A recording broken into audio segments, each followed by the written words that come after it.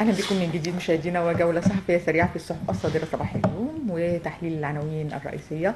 وبيشرفنا وجود ضيفنا الكريم الكاتب والإعلامي الصحفي الأستاذ أيمن عز الدين. أهلا بحضرتك. اهلا بحضرتك يا استاذ صباح ريم، الخير، وصباح حضرتك طيب. الخير وصباح الخير على كل اعلامي مصر بمناسبه عيد عيد الاعلاميين. الإعلاميين. كل سنه وحضرتك الله طيبه. يخليك.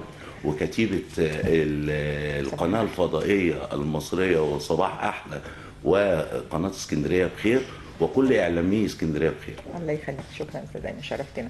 طيب نبدا مع بعض من الاهرام المسائي. واستقبل السيد الرئيس عبد الفتاح السيسي وفدا من مؤتمر رؤساء المنظمات اليهوديه الامريكيه الكبرى، مكونا من السيده اليزابيث بيرنرز كورت رئيسة مؤتمر رؤساء المنظمات اليهودية الأمريكية الكبرى، والسيد ويليام دارو الرئيس التنفيذي للمؤتمر، وذلك بحضور السيد اللواء حسن رشاد مدير رئيس المخابرات العامة. وصرح المتحدث الرسمي باسم رئاسة الجمهورية بأن السيد الرئيس أكد خلال اللقاء تقدير مصر للعلاقات الاستراتيجية التي تجمع بين مصر والولايات المتحدة الأمريكية، معربا عن محورية التنسيق والتشاور الوثيق القائم بين البلدين من أجل تحقيق السلم والاستقرار في منطقة الشرق الأوسط ومواجهة التحديات المشتركة وخاصة الإرهاب والفكر المتطرف، ومؤكدا سيادته ضرورة مواصلة دفع العلاقات بين البلدين في مختلف المجالات السياسية والاقتصادية والاستثمارية. في البداية يعني أنا عايز أثمن هذا اللقاء بأن اللقاء جه في وقت شديد الحساسية. حضرتك تعلمي طبعا ما يدور في المنطقة العربية ولا سيما منها الحرب الإيرانية الأمريكية. النهاردة بنشوف الكيان الصهيوني عدى نهر الليطاني في جنوب لبنان. وطبعا المشكلة لسه قائمة في مدينة غزة، وبدأوا يخترقوا الخط الأصفر. نجيب كل ده مع أو بالتزامن مع المناورة اللي حصلت من جيش مصر العظيم بالقرب من الكيان الصهيوني على بعد 100 متر. ده عمل انزعاج شديد داخل الكيان الصهيوني. هم جايين يطمئنوا ما في جعبة السياسة المصرية والعسكرية المصرية. ودي مش الزيارة الأولى، كانوا قبل كده شكلوا وفد كبير من هذا المؤتمر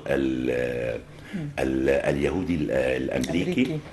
النهاردة جايين بيأكدوا على ان مصر رايحة فين، وجايين يطمئنوا هل مصر بتعد للسلام ام بتعد لاشياء اخرى بين قوسين.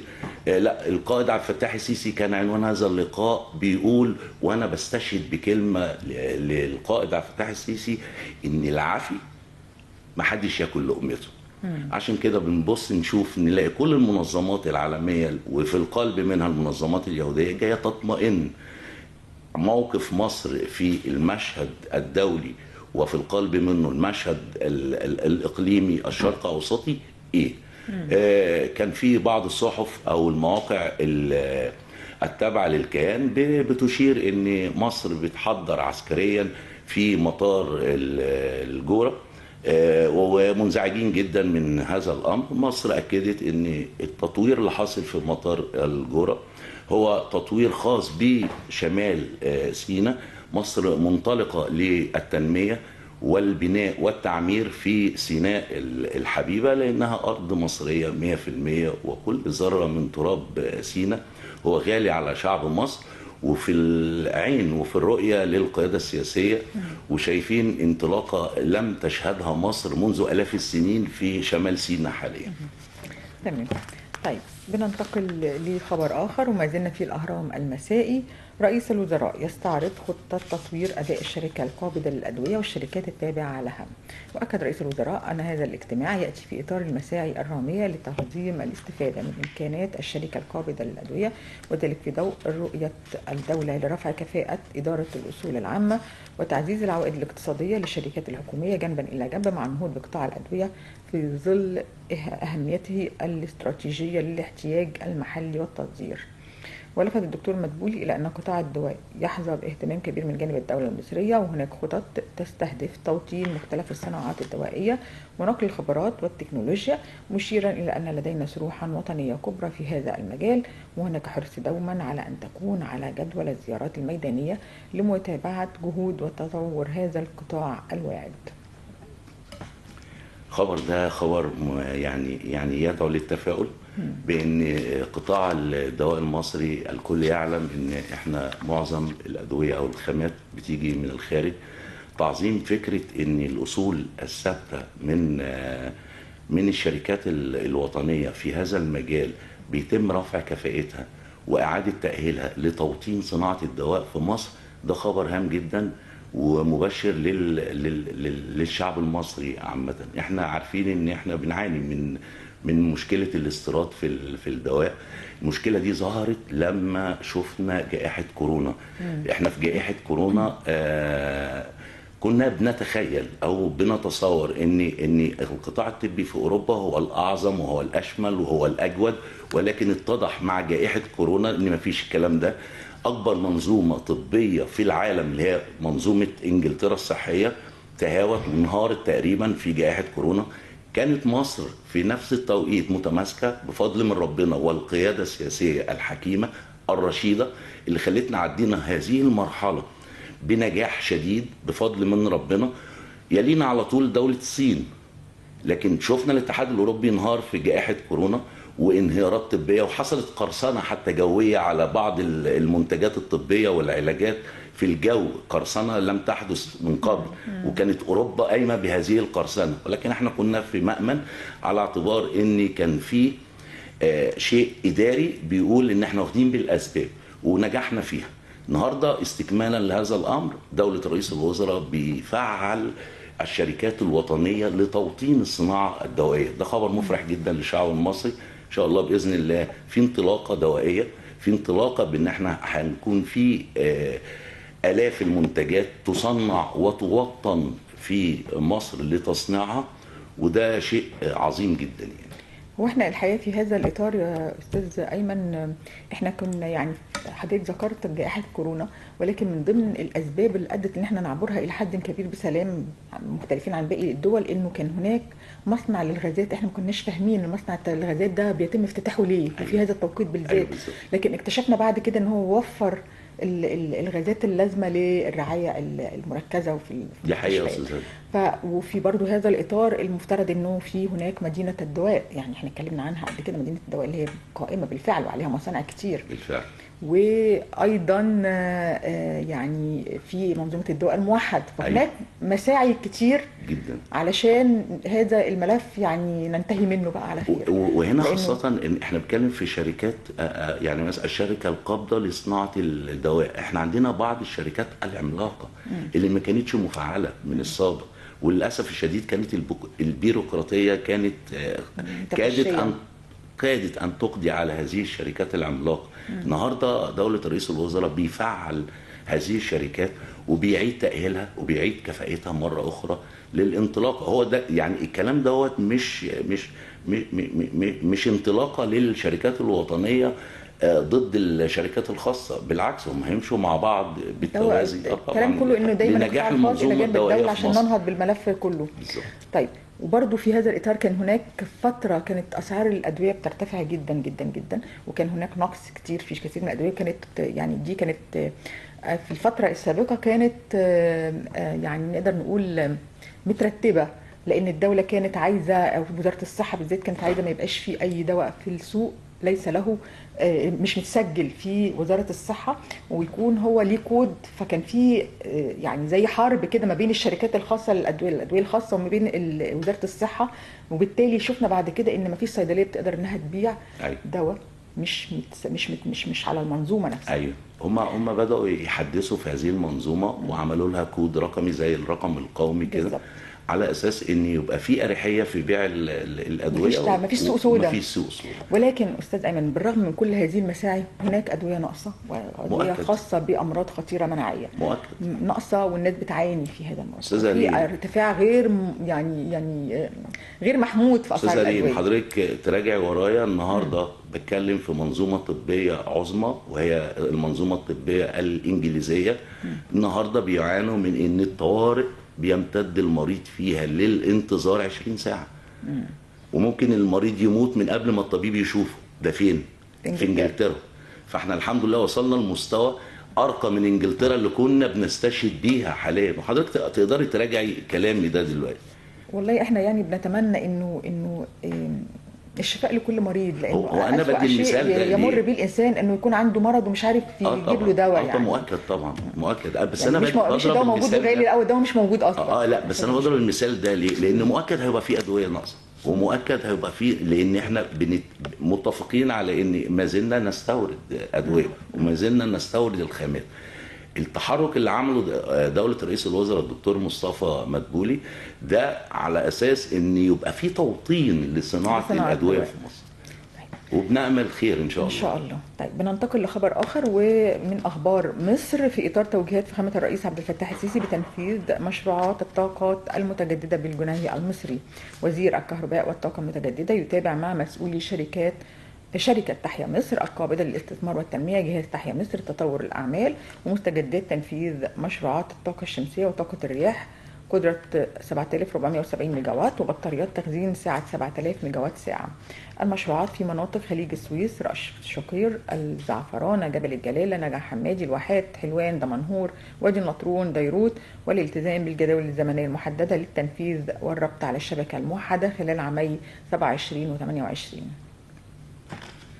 الخبر ده يعني انا شفته بعناية بقى. انا لسه جاي من الصعيد، يعني كنت في اجازه بزور قريتي توماس وعافيه، فشفت في الطريق الصحراوي الغربي الممتد من احنا الاقصر اسوان، الطريق الغربي من الاقصر لاسوان. شفت مدينه بنبان رائعين، حاجه عظمه.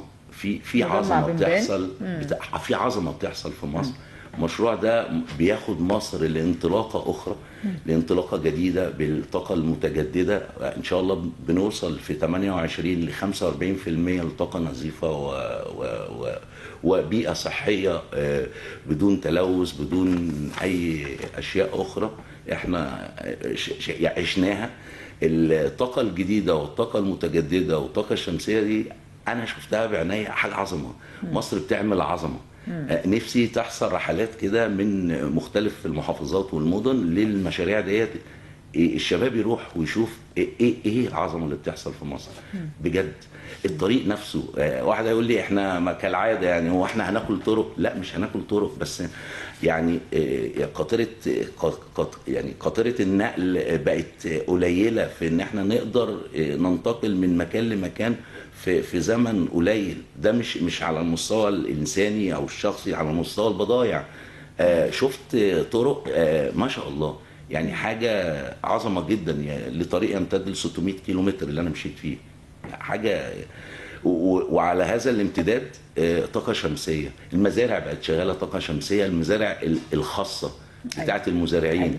ده موضوع يعني ما كناش نحلم بيه بصراحه، وده حصل بالفعل. انا كمان شفته في الحقيقه في وادي النطرون، يعني وادي النطرون ده كذا، يعني نفس المشهد. يعني تلاقي واحد مزارع بسيط عنده فدان، عنده فدانين، وشغال طاقه شمسيه. وفي الواحات طبعا، الواحات من موضوع الطاقه الشمسيه منتشر جدا في المزارع الخاصه جدا. كله تقريبا دلوقتي كله شغال طاقه شمسيه.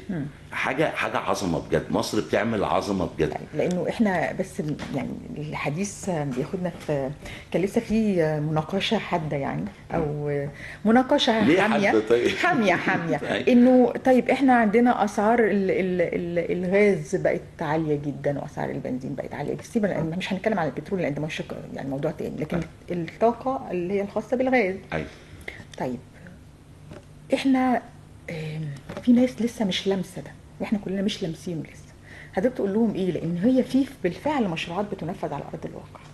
يمكن احنا هنا في اسكندريه مثلا مش لامسين ده، لكن اهالينا اللي في الصعيد ولا اهالينا في الواحات اللي في لامسينه وعايشينه وشغالين بيه بالفعل. دي حقيقه. طب ده مش هيؤدي في الاخر ان احنا اسعار الطاقه اللي الناس يعني بتوجعها دي هتقل؟ قريتي في اسنا توماس وعافيه ما كانش فيها غاز، كان من الاحلام انه يبقى فيه غاز، بقى فيه غاز وصرف صحي وكهرباء.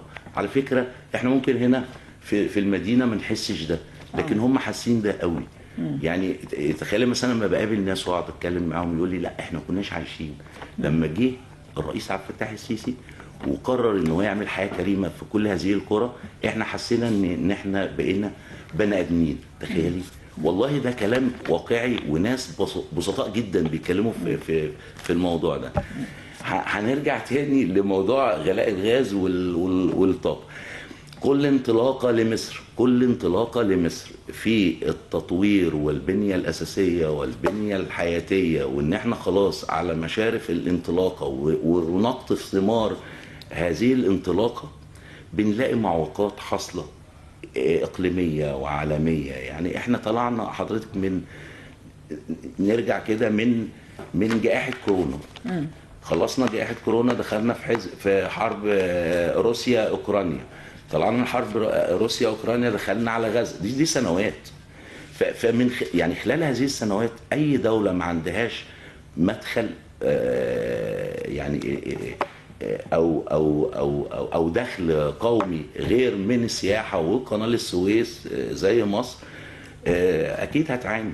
لكن ومع ذلك يعني كان في مشاريع وفي انطلاقه وشغالين على مشاريع ضخمه جدا، هي دي اللي خلت مصر متماسكه، خلت مصر ما زالت قائمه. لكن الثمار ما زالت يعني هتاتي ان شاء الله تباعا. باذن الله. ونامل ان الحرب تقف، ايران امريكا، يبقى في استقرار في الخليج. الاستقرار في الخليج طبعا بيعود على مصر، لان امن قومي مصر كما اكد القائد عبد الفتاح السيسي هيبقى فيه يعني ان شاء الله هنشوف ثمار الانطلاقه الحياتيه اللي حصلت في مصر. مصر اتبنت من جديد على فكره يا استاذ، اقسم لك بالله مصر اتبنت من جديد. يعني اللي اتعمل في خلال 10 12 سنه دول ما حصلش من الاف السنين. اكيد. طيب ما زلنا في أخبار مصر مشاهدينا. ووزير الخارجية يلتقي بأعضاء الجالية المصرية في كوريا الجنوبية. التقى دكتور بدر عبد العاطي وزير الخارجية والتعاون الدولي والمصريين بالخارج بأعضاء الجالية المصرية في كوريا الجنوبية أمس، خلال زيارته إلى سول بحضور السفير حازم زكي سفير جمهورية مصر العربية لدى كوريا الجنوبية. وأعرب الوزير عبد العاطي خلال اللقاء عن اعتزازه بالدور الذي تقوم به الجالية المصرية في كوريا الجنوبية في تعزيز جسور التواصل بين البلدين ودعم العلاقات الثنائية في مختلف المجالات، مؤكدا أن المصريين بالخارج يمثلون ركيزة أساسية من ركائز القوى الناعمة المصرية والسفراء الوطنيين في مختلف أنحاء العالم. كما أشار إلى أن التواصل الدوري مع أبناء الجاليات المصرية بالخارج يأتي في إطار نهج ثابت تنتهجه وزارة الخارجية يهدف إلى تقديم أقصى درجات الرعاية والاهتمام بالمواطنين المصريين بالخارج وتوفير الخدمات القنصلية لهم. نهج ثابت للخارجية المصرية في عهد القائد القوي الأمين عبد الفتاح السيسي وفقط، لأن ما قبل هذا العهد كان المصري بالخارج مهمش، ملهوش حقوق. كان للأسف الشديد بعض الدول شايفة أن المصري في الخارج يعني مهما يحصل معاه من مشاكل هو ما عندهوش سفارة تسأل عليه، وعشنا ده. لكن في عهد القائد عبد الفتاح السيسي أصبح للمصري في الخارج قيمة وكرامة، شاء من شاء وأبى من أبى. احنا شفنا كتير مصريين حصلت لهم مشاكل في بعض الدول إذا كانت أوروبية أو عربية، وشفنا تحرك دبلوماسي غير مسبوق.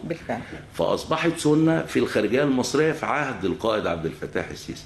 النهاردة استكمالا لده السيد وزير الخارجية بدر عبد العاطي بيلتقي مع الجالية المصرية في كوريا الجنوبية.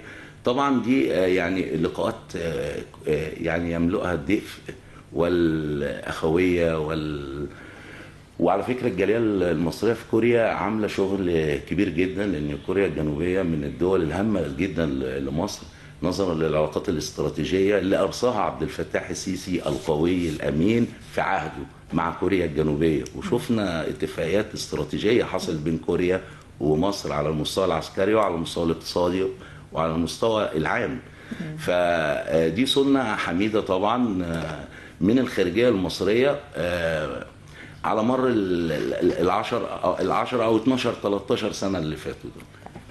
ننتقل للجمهورية، وفي إطار توجيهات المهندس أيمن عطية محافظ الإسكندرية بالتصدي الحاسم لأعمال البناء المخالف وإزالتها في المهد، ووصلت الأجهزة التنفيذية بالأحياء ومركز ومدينة برج العرب تنفيذ حملات مكثفة أسفرت عن إزالة وإيقاف عدد من المخالفات واتخاذ الإجراءات القانونية اللازمة حيال المخالفين. وهناك سرد الحقيقة لعدد من الأحياء. لو خدنا على سبيل المثال حي وسط، تم تنفيذ 4 حالات إزالة وإيقاف لأعمال بناء مخالف بقرى أبيس، شملت إزالة حوائط مخالفة وفك شدات خشبية وإزالة أسقف والتحافظ على المعدات المستخدمة. كما نفذ حي المعمرية أول 10 حالات إزالة وإيقاف لمخالفات بناء متنوعة. وأيضا في حي الشرق تم تنفيذ 3 حالات إيقاف وإزالة الأعمال بناء بدون ترخيص.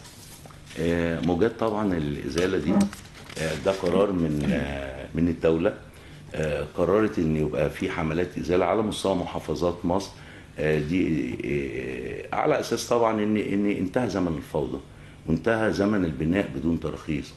ولكن المهندس ايمن عطيه محافظ الاسكندريه نشيط جدا في هذا الملف. يعني احنا على مدار شهرين شفنا ازالات كتير في احياء مختلفه، لا سيما في حي العمريه تاني عشان بيبعد عن وسط المدينه، وممكن يكون او هو متخيل المخالف ان هو مش متشاف، لا هو متشاف. في عهد المهندس ايمن عطيه نشيط جدا في هذا الملف، وعامل يعني حملات هامه جدا وبيتم ضبط المخالفات فيها. هو المخالفات وهذا الملف الهام جدا. الناس كنا شفناها في فترة من فترات بتشتكي من العداد الكودي ومن الأسعار بتاعة العداد، والناس اللي كانت واخدة كهرباء من ورا العداد وحاجات كتير جدا جدا، ويجي نلقي باللوم على الدولة.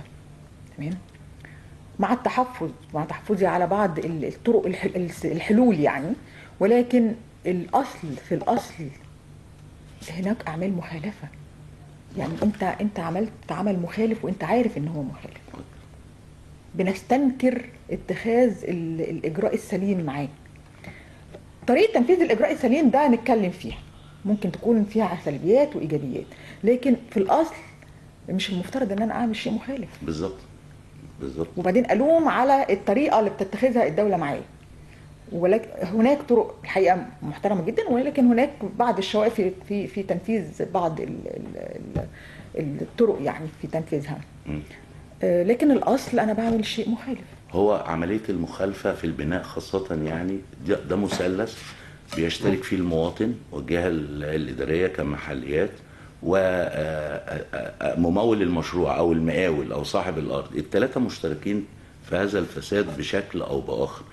بعض موظفي المحليات عديم الضمير مع مقاول عايز يطلع بطريقة بالبلدي كده عشان الناس يفهموني امريكاني من غير رخصه من غير اي حاجه، ومواطن شايف ان هو المكان ده او الوحده دي تستحق 200، لا انا هاخدها ب 100. ما هو برضه المواطن مظلوم. ما هو برضه احنا بنقول له انت مخالف صحيح، مش المفروض تعمل المخالف، لكن هو مظلوم. هو كمان هو عايز يسكن او عايز مكان يعيش فيه على قد امكانياته. ما انا هسكن على قد امكانياتي في مكان يكون مرخص، وكل الاحياء حاطه اعلان بره الحي بالاشتراطات. عشان اشتري وحده لازم اكون معايا كذا وكذا وكذا وكذا. يعني حتى برضو المحليات ما ابدت يعني ايجابيه في ان بتوعي المواطن نفسه عايز يضحك على نفسه.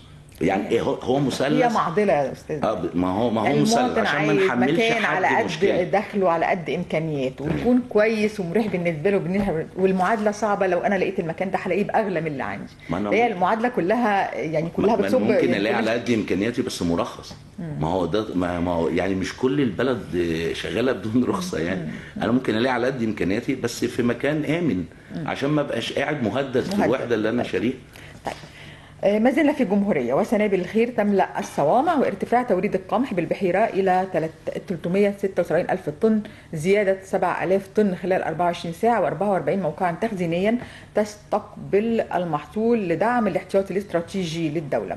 وتواصل محافظة البحيرة تحقيق معدلات متميزة في موسم توريد القمح المحلي في ظل الجهود المكثفة التي تبذلها الدولة لدعم المزارعين وتعزيز منظومة الأمن الغذائي، حيث تشهد مواقع الاستلام والتخزين بالمحافظة انتظاما ملحوظا في أعمال التوريد وتزايد مستمر في الكميات المستلمة يوما بعد يوم. ما شاء الله في ازدياد ملحوظ في إنتاجية وزراعة القمح. ده ما كانش بيحصل. احنا هنيجي في وقت ان شاء الله تقريبا في 2028 هيكون عندنا اكتفاء ذاتي من القمح، وده لأول مرة في تاريخ مصر بعد سيدنا يوسف. يعني منذ عهد سيدنا يوسف ما حصلش.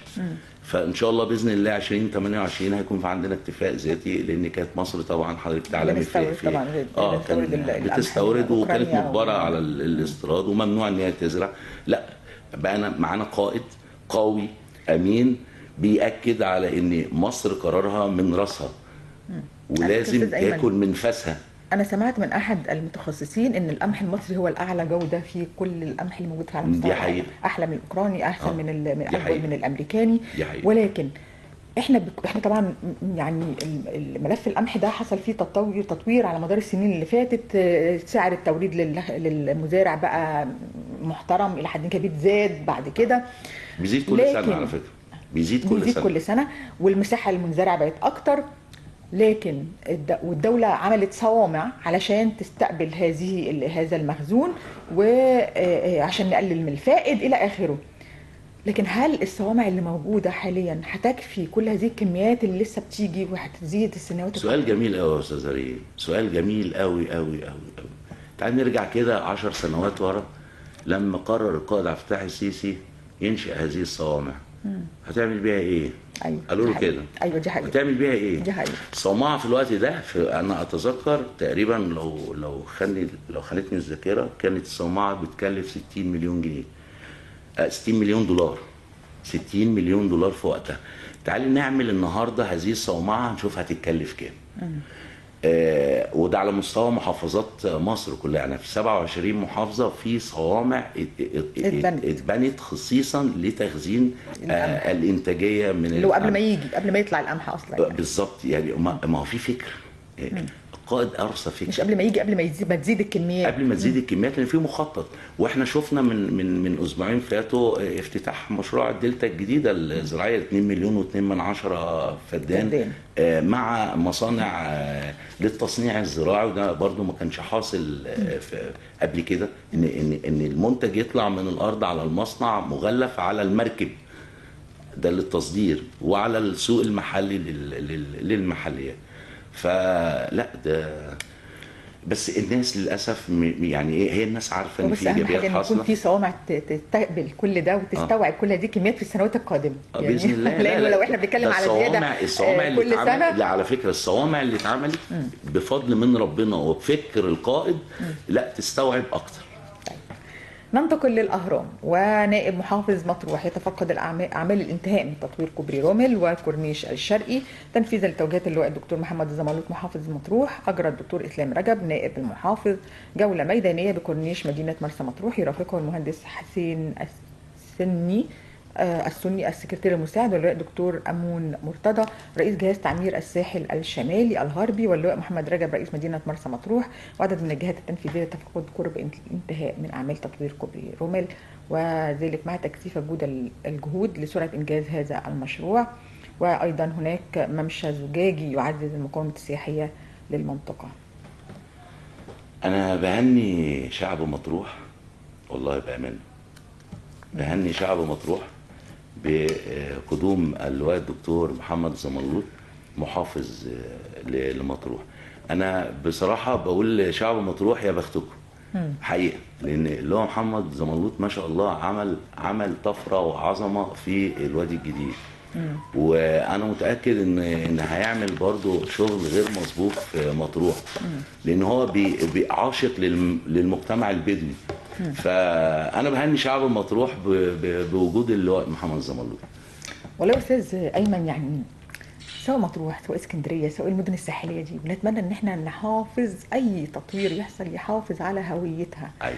يحافظ على شكلها. أيوة. اللي احنا يعني عرفناه وتعلمناه وعشناه وبتتوارثه الاجيال من زمان جدا. أيوة. ما تخشش الحداثه على الاصل وعلى تبوظه. التراث وعلى وعلى الحفاظ على التراث التراث. تبوظه، يعني بالظبط. هي دي الفكره. بالظبط.